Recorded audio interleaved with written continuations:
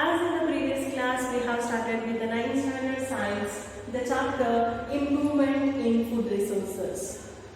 So in the previous class, we have discussed activity how to improve the crop yields. Now let us discuss in today's class the next point, that is about crop production management. Crop production management. See, take one example. One farmer is there. He is doing the agriculture. Of course, how much he is investing means how much he has money. Depending upon that, he will implement the systems in his field. Right? It might be with a low cost. It might be with a minimum cost, or might be high cost. So, what is his cost? How much he is going to invest, depending upon that he will think about the production management, right? In this, so many factors will come. In the production management, so many factors will come. Let us discuss the first one, that is nutrient management. The first one is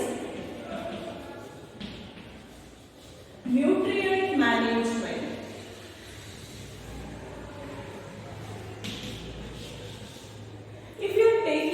The example of the human beings, we are telling we want a nutritious food, right? Nutritious food means it should have carbohydrates, proteins, vitamins, all type it should have. It is called nutritious food. Why we are having nutritious food?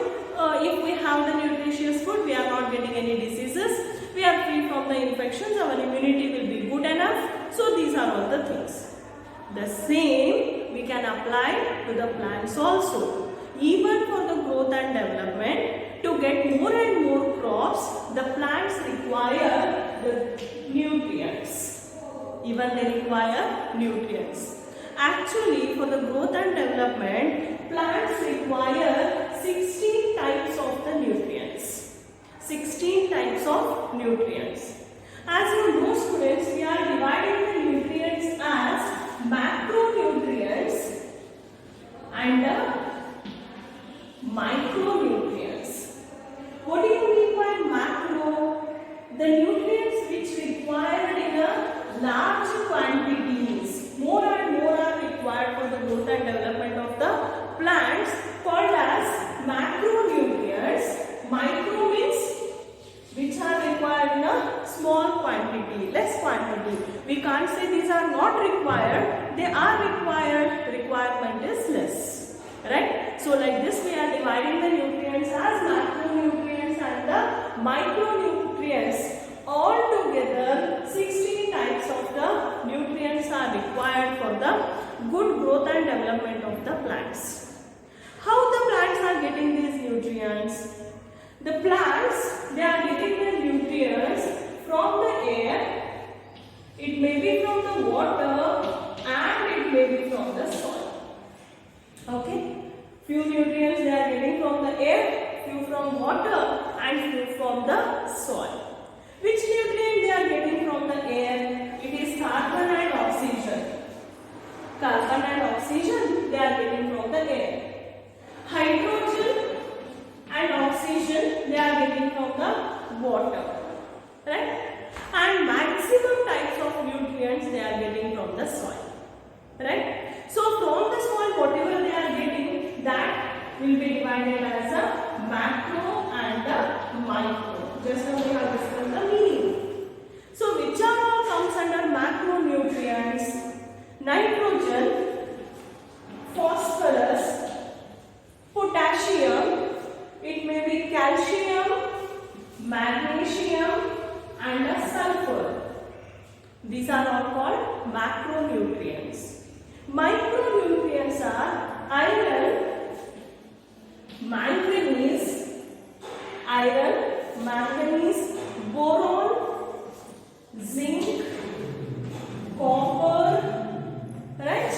It may be molybdenum, chlorine, right? So these are all considered as the micronutrients.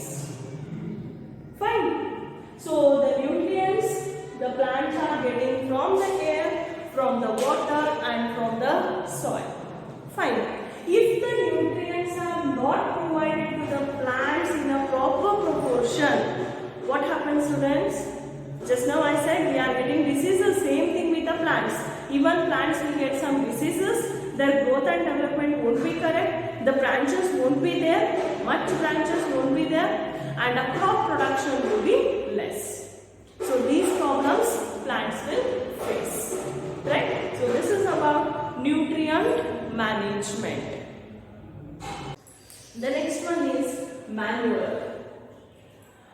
As we know, manure, which is having the large quantity of the organic matter, right? So if you apply manure to the crops, it helps some more.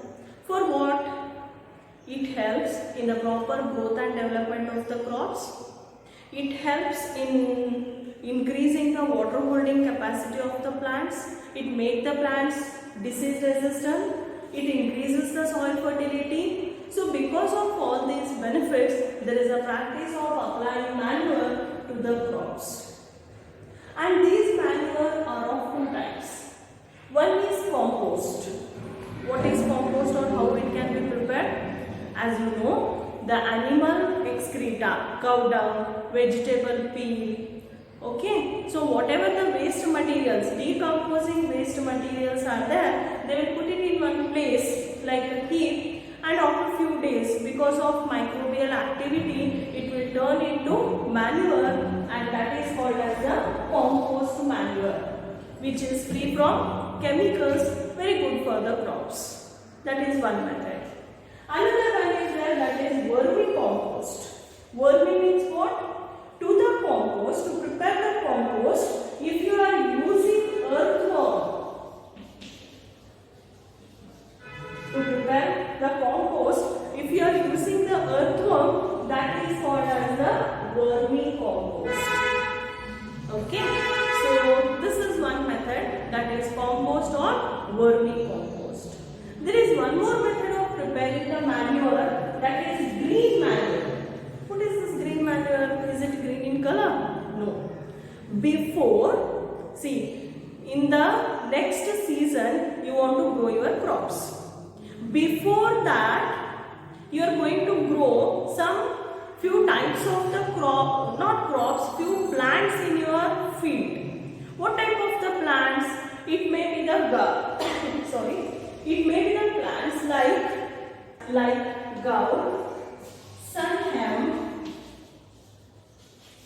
Such type of plants are grown before you start sowing the seeds. Okay, what is the use of these plants? This gourd and all, in the roots of these leguminous plants, you find the nitrogen fixing bacteria, which increases the nitrogen content and phosphorus content in your soil. Means nothing but you can say it helps to increase the fertility of the soil. If the fertility of the soil is increased, the next after these plants, you are growing the crops, the field water, the yield will be good with the quality and the quantity. And this method is known as the green manure. Got it? Yes. The next one.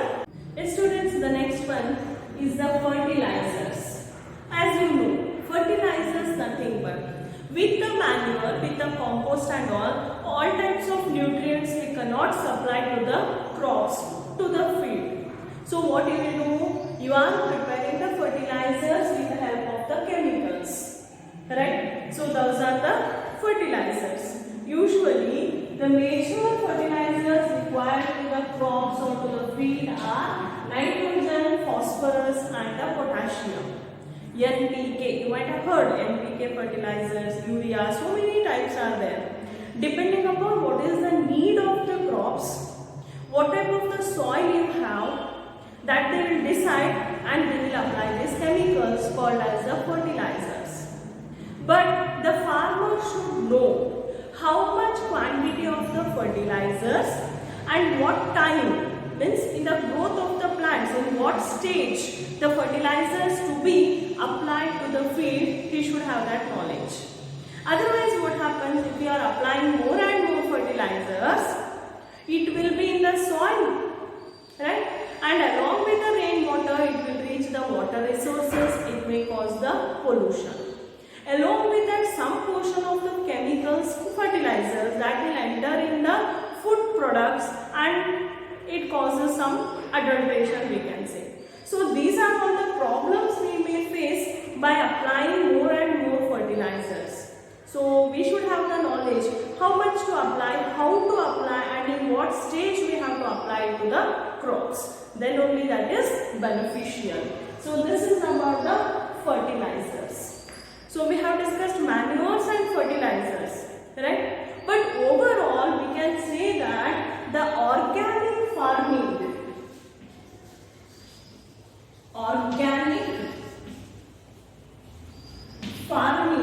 is good for the crops. Organic farming, what are all the things it includes? It may be the compost, which is the natural one, which is free from the chemicals. It might be vermicompost. It might be biofertilizers, right? So these are all comes under the organic farming. So organic farming maintenance is better, right? Along with that, you can maintain crop rotation, mixed cropping. Now we will study what all these. This also you can implement in the organic farming, which is free from chemicals and good for the soil as well as for our health. Okay, so this much is about manures and fertilizers. When we want to improve the production of the crops, water is the major one. Without water, we can't grow the crops. But see students, in the beginning of the chapter only we have discussed, depending upon the season, the crops can be grown. Here what happens, monsoon is fine, means rain is good, the crops are quite good, you are getting more quality and quantity. If suddenly rainfall is less and already the farmer has done the sowing of the seeds and all, then what to be done? Without water it cannot possible. That time we have to follow certain different methods to supply the water. That is nothing but irrigation. Right? By one and the other method, we are supplying water to the fields, that is the irrigation. In that many methods will come. The first one is wells. As we know the concept of wells. In that also two types of wells will come. One is dug well. What the normal one well will be there. The water can be stored. When rain comes, it will be filled and that water can be utilized for the fields. That is dug well. And another is tube well, underground water. How you are taking out? With the help of the pump, it can be taken out and can be used to the fields. That is tube well. The next one is canals. Either from rivers or from the reservoirs, you are making the branches and taking it to the different areas, nearby areas, and that is the canals method. Totally we are supplying the water. The next one is river lift system. Wherever you can't follow the canals method, with the help of the machines and pumps, they will lift the water from the river and to be supplied to the nearby fields. That is called as river lift system. Otherwise, there is a practice of making some small areas called as the tanks. Whenever rain comes, it will be stored and can be utilized. Right? So these are all the methods we include under irrigation because water is one of the major thing for the agriculture. Right? So these are all the methods can be implemented in the irrigation method. To improve the nutrients in the field, one more method we can follow. That is cropping patterns. How you are going to grow the crops? That is cropping pattern. Different patterns will come like mixed cropping, intercropping and a crop rotation. What is this mixed cropping? The name itself says you are going to grow two crops together. For example, like a wheat and gram, wheat plus gram. Both together you are going to grow in the same piece of a land. That is called mixed cropping. Okay, hope you are following. this is your field in that wheat gram, like that alternate or something. Both together in the same piece of land you are growing, that is called as the mixed cropping. Then comes intercropping. Same, what you are doing? Again 2 or 3 types of the plants, crops in the same piece of a land, that is called intercropping. For example, soya bean and maize.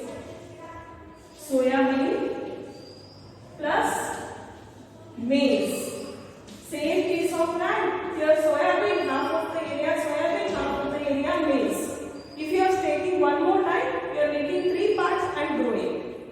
Right? 2 or 3 types of crops in the same piece of land, that is called as intercropping. Next, crop rotation. This year you are going to grow a type of a crop, next year you are going to change.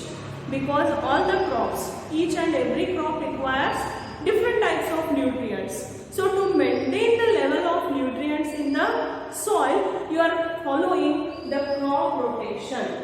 For example, this year A crop means next year you are making B. Right? So you are changing the crops and maintaining the fertility of the soil. That is called as the crop rotation. So by any method, we can increase the productivity of the crops. Yes, students? So these are all the factors comes under which one?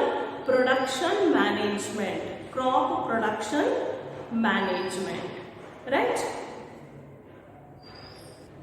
The last one, students, that is crop protection management.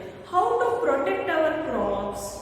Yes, you have to protect your crops from certain things like weeds. What do you mean by weeds? The unwanted plants. The unwanted plants which are growing along with your crops. This is your field. This is a crop and here is a weed. In between here and there plants are there which we don't want. So unwanted plants in between our crops, we'll call them as the weeds. Is there any problem with the weeds? Yes, of course.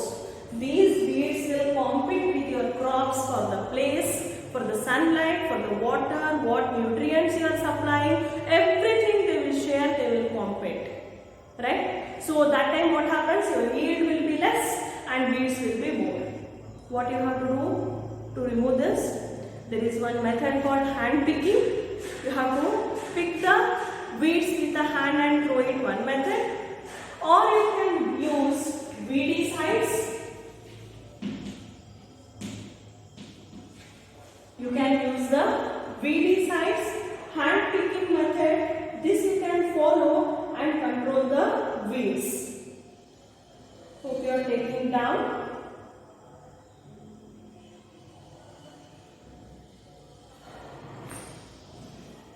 Right?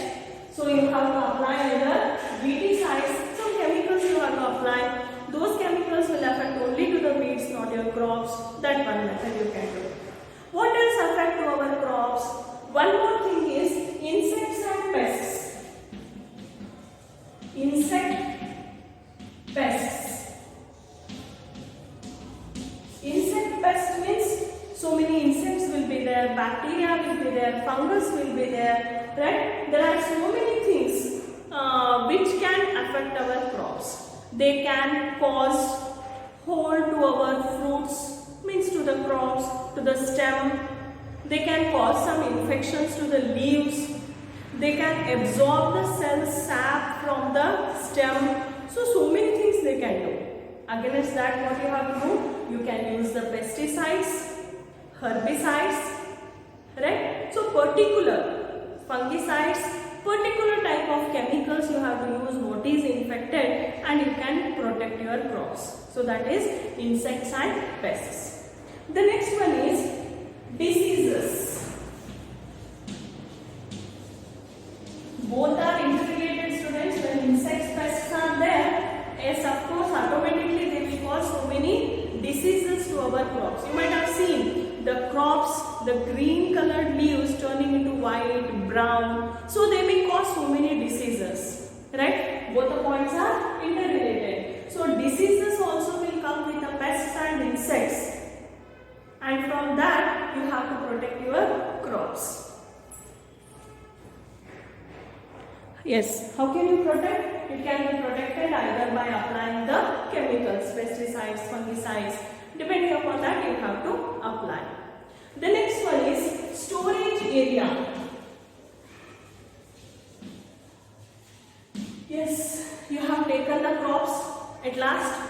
Yield is good, healthy, good quality and quantity. You have to store it in one place, like go down, somewhere you are going to store. What storage area? Yes, we are storing. Oh, yes, it should be clean, it should be hygienic, free from the rodents.